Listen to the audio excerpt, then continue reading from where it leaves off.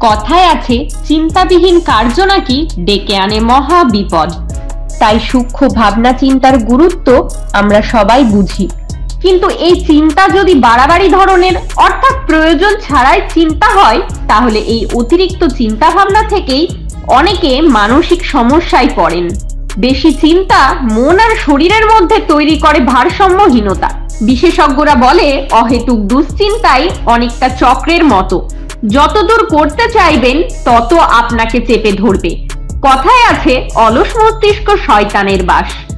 মস্তিষ্ক যত অলস ভাবে বসে থাকে, ততই মাথায় জমা হয় অহেতুক চিন্তা। তো চলুন আজকের এই ভিডিওটিতে জেনে নিই কয়েকটা সহজ পদ্ধতি, যা ব্যবহারে দূর হবে অহেতুক দুশ্চিন্তা। প্রথমেই জেনে নিই এই দুশ্চিন্তা থেকে পরিত্রাণের উপায়। কোনো সমস্যা থেকে বের হওয়ার প্রথম ধাপ হলো সমস্যাগুলিকে আগে চিহ্নিত করা।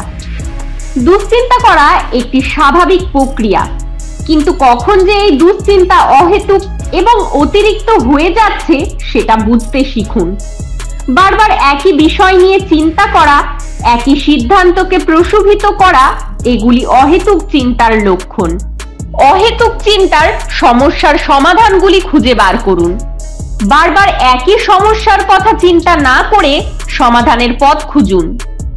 সমস্যার কথা ভেবে কখনো সমাধান আসে না, বরং যা হবার হয়ে গিয়েছে ভেবে সমাধান নিয়ে ভাবলেই বরং চিন্তামুক্ত হওয়া সহজ হয়।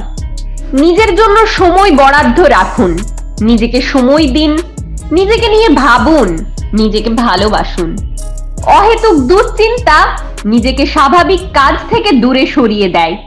সবকিছু নিয়ে অহেতুক দুশ্চিন্তা করতে করতে নিজের কাজে মনোযোগ দেওয়া সম্ভব হয় না। এই জন্য সবকিছু বাদ দিয়ে পুরনো নিজস্বতায় ফিরে যান। আপনার যা কিছুতে শখ আছে, ছবি আঁকা, বই পড়া, সেগুলিতে মনোযোগ দিন, কিংবা সেগুলি আবার নতুন করে শুরু করুন। দেখবেন নিজের প্রিয় কাজে ব্যস্ত থাকলে আস্তে আস্তে নিজের মধ্যে হারানো আত্মবিশ্বাসও ফেরত পাবেন। এছাড়াও নিজের আবেগ, নিজের দুঃখ কষ্ট, এগুলিকেও নিয়ন্ত্রণ করতে শিখুন। অনেক সময় অহেতুক দুশ্চিন্তা মানসিক চাপের সৃষ্টি করে, যা থেকে খিটখিটে মেজাজ কিংবা রেগে যাওয়ার মতো ঘটনা ঘটে। তখন সেই রাগ গিয়ে পড়তে পারে নিরীহ যে কারোর ওপর। সেই কারণে এ সময় আবেগ, রাগ, দুঃখ কষ্টকে নিয়ন্ত্রণ করতে শিখুন। না হলে সামান্য রাগ হতে পারে আপনার অন্য কোনো সময়ের দুশ্চিন্তার কারণ। মন খুলে কথা বলতে শিখুন। বেশিরভাগ সময় মনে জমিয়ে রাখা কথাই সৃষ্টি করে দুশ্চিন্তা। তাই যখনই মনে হবে মনের মধ্যে দুশ্চিন্তা বাসা বাঁধছে, তখনই নিজের প্রিয় বন্ধু কিংবা কাছের মানুষকে সব কথা খুলে বলুন। দেখবেন নিজেকে যথেষ্ট ভারমুক্ত বলে মনে হবে। আপনি যদি নিজের কোনো বন্ধু বা কোনো প্রিয়জনকে নিজের সব কথা খুলে বলতে না পারেন, তাহলে আপনার দৈনন্দিন জীবনে চলার কার্যকলাপগুলিকে নোটবন্দি করতে থাকুন। এর থেকেও অনেকটা ভারমুক্ত লাগবে নিজেকে। আর এর সাথে সাথে অতীতকে অতীতের জায়গায় থাকতে দিন।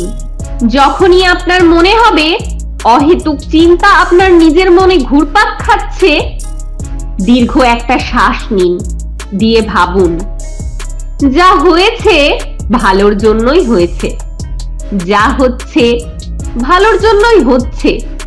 অতীতকে চাইলেও আমি পরিবর্তন করতে পারবো না, ফলে ওসব নিয়ে আমার আর ভেবেও লাভ নেই। অতীতকে অতীতের জায়গায় থাকতে দিলেই বরং সবার জন্যই ভালো। এই চিন্তা নিয়ে আবার নতুন করে কাজ শুরু করুন, তবেই এই দুস্থ জগৎ থেকে বেরিয়ে আসা সম্ভব। মনে রাখবেন, দুশ্চিন্তা মানুষের স্বাভাবিক চিন্তাধারার বহিঃপ্রকাশ। দুশ্চিন্তা করাও দোষের কিছুই নয়, কিন্তু এই দুশ্চিন্তাকে নিয়ন্ত্রণ রাখার দায়িত্ব আপনারই। একটা কথা সবসময় খেয়াল রাখবেন, দুশ্চিন্তাকে যেন আপনি নিয়ন্ত্রণ করতে পারেন, দুশ্চিন্তা যেন আপনার জীবনকে নিয়ন্ত্রণ না করতে পারে।